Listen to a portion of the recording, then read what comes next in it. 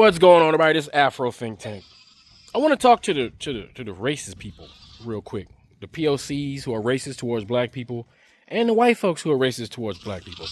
And I just want to know if you guys have thought about the fact that being racist doesn't have a benefit anymore. And every year, the benefit of that racism that you do have gets lesser and lesser and lesser, right? And it's like I sit back and I'm thinking, because I'm watching right now, right? There was a time where, you guys had an advantage. Y'all took over the world. We understand that, right? How it went down. And then there was a time where you guys operated all the institutions that we all were forced to utilize. And because you guys had the numbers and you had the, institutional advantage, being racist was advantageous to you, right? Because racism is just tribalism, white people versus black people. It's tribalism separated by race. And then you got xenophobia, which is tribalism separated by ethnicity or nationality, right?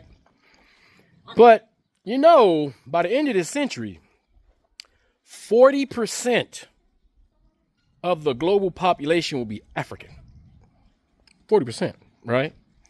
Now, if you take that number, right, and you just look at all the other races, when they say Asian people are a large demographic, that includes Indians, Middle Easterners, Japanese, Chinese, Uyghurs, a whole bunch of groups of people who technically, if you look at them, they really don't, a lot of them don't got nothing in common with each other. They don't, you're just put in the category of Asian, right?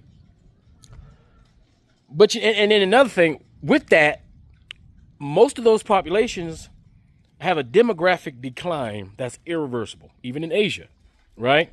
There's no countries outside of Africa, and I think there's like one country that's in between, like in the Caucasus, that's doing okay, right? Some small, but their population is insignificant. So as Europeans, as your demographics go down, you being racist becomes a detriment to your survival and your ability to have a quality of life, because everywhere you go, you're going to be around a black person. At some point, when you go for a job, the person giving you that interview is going to be a black person. The person who owns that company is going to be a black person, right? When you go to the hospital, if you haven't noticed, most of your nurses are black people. Most of your doctors are black people. Look at the UK. They got so complacent. Most of the people who keep their country running and provide them services are black people, right? I don't include Arabs because there's not that many of those Arabs. I mean, they get highlighted on TV, but they're not in any way significant in the population of humankind, right? Because Arabs are just mixed mulattoes. They're just a result of black, Asians, and Africans meeting in trade routes and stuff, right? And then in between the Arabs, there is even though never acknowledged, large African population in the Arab Peninsula, right?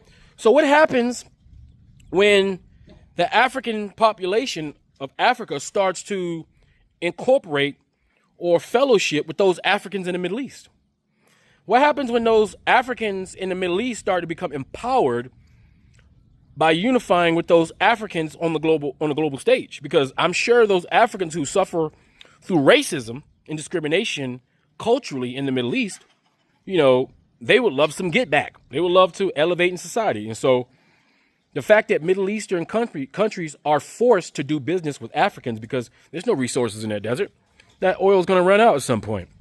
Then what, right? So the Middle East is going to need Africa, Africans' resources, and African businesses, and African labor, because they don't have a population to run their country. So eventually, the population of Africa is going to spill out onto the world to make up the people difference in all these places, right? Because here's the thing. There are 1.4, conservatively, billion Africans on the continent, right? And there are over hundreds of millions, right? Over 200 million African diasporas in the Western Hemisphere already, right? And then there's untold amount of Africans in Asia who are not recognized, by the way, but at some point they're going to come online once they have the ability to leverage themselves, right? China, right? Like if they were, I see them trying to change their racism is based off the homogenous societies that they have and the propaganda from the white Europeans and their lack of knowledge of who Africans are, right? I see them changing a little bit.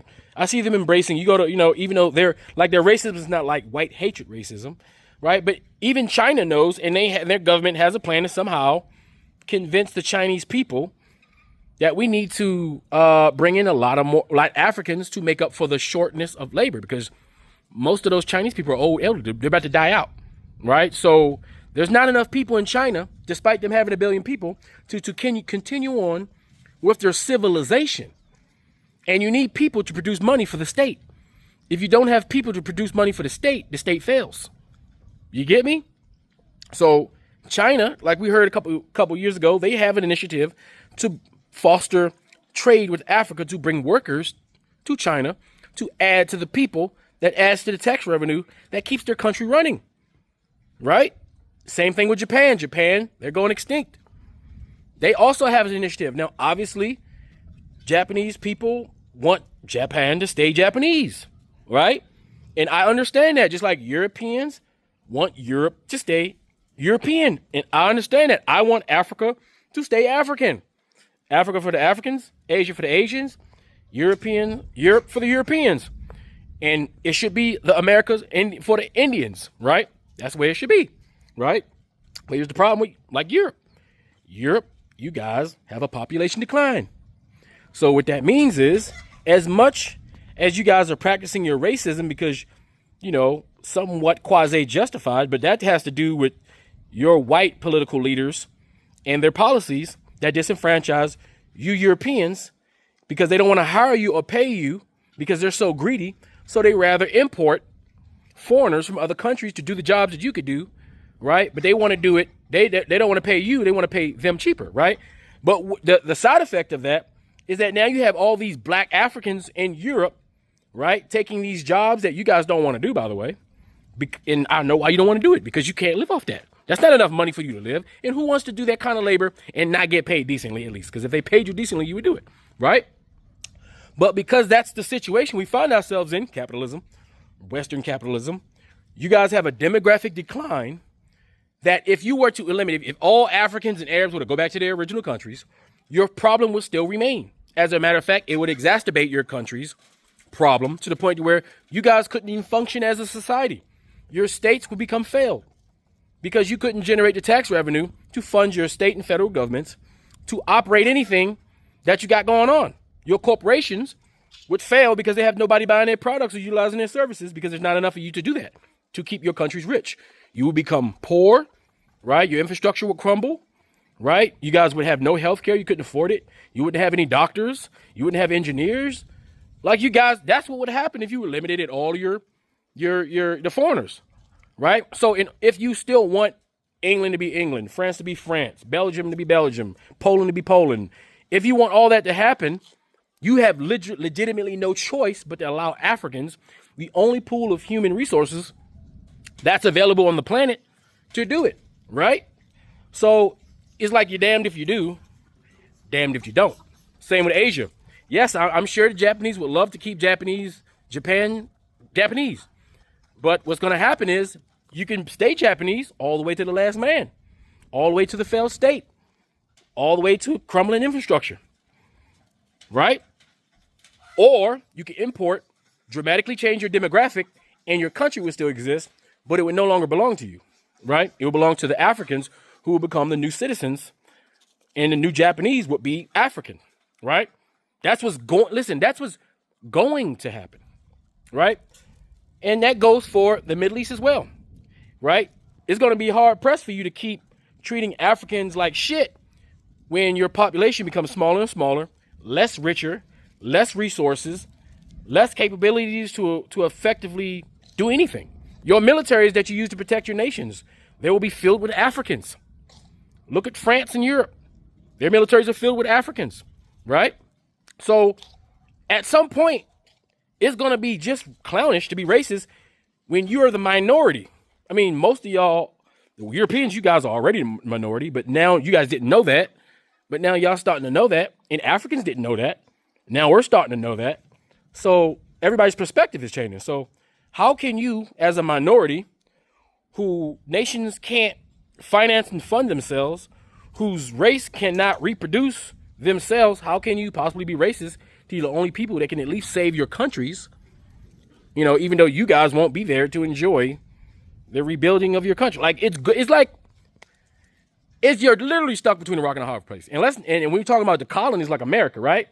America is 5% of the world's population, right? 5, that's nothing. That's insignificant, even though we have all the money because of obviously slavery, right? Black people. So if you take black people out of the equation of America, America wouldn't exist.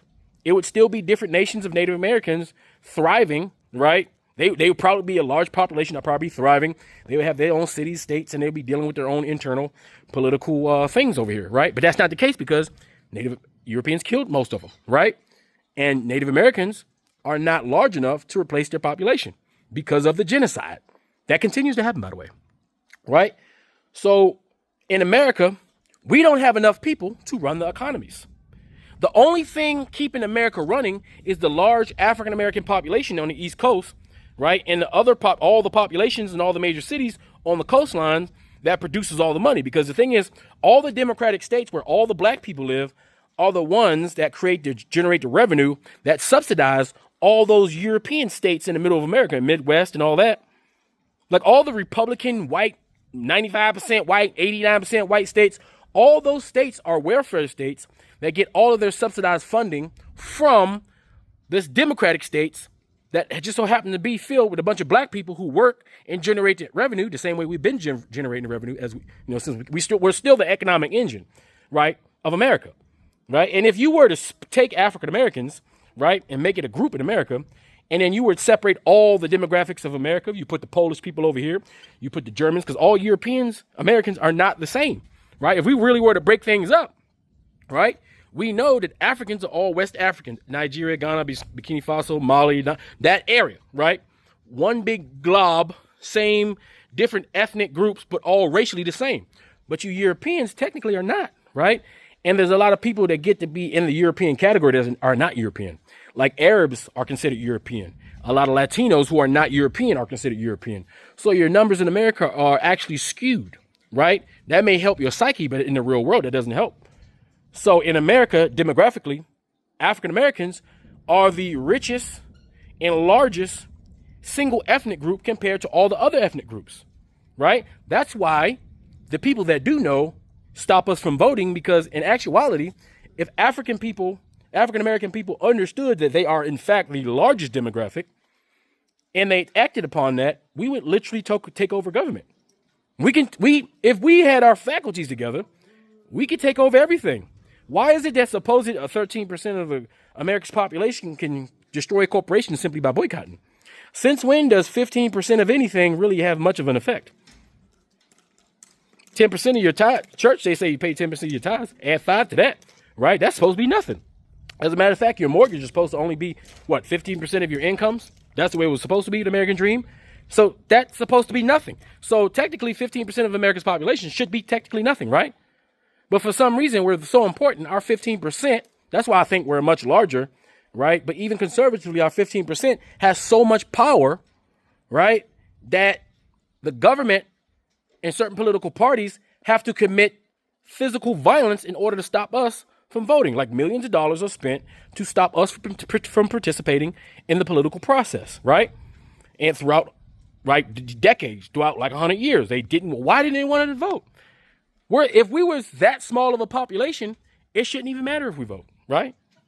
And if we're so poor, why do we have such a large spending power? The only other people in America that has a bigger spending power than us are white people, European Americans, who consist of Arabs, Latinos who want to be white, other people who check white, and various different type of Europeans who culturally and ethnically are different, right? So I'm just saying it's just not very advantageous to be racist, because at some point it's just going to be us. So, I mean, tell me what y'all think about this in the comment section. All right. Because it's coming up pretty quick, y'all. It's coming up pretty quick. It's going to just be us. Then what y'all going to do? Because we're going to own everything and run everything because you need us. Either you do it or else. Either way, the future's black. Anyway, that's all I got to say. Afro Think Tank. Learn something, teach something. I'm out. Free Sudan! Boycott diamonds and gold! Free Sudan! Boycott diamonds and gold! We most definitely cannot forget about the people of Sudan. Thanks for watching Afro Think Tank. Don't forget to like, share, and subscribe. And follow me on Substack and Patreon for more content. Remember, it's Pan-Africanism or nothing.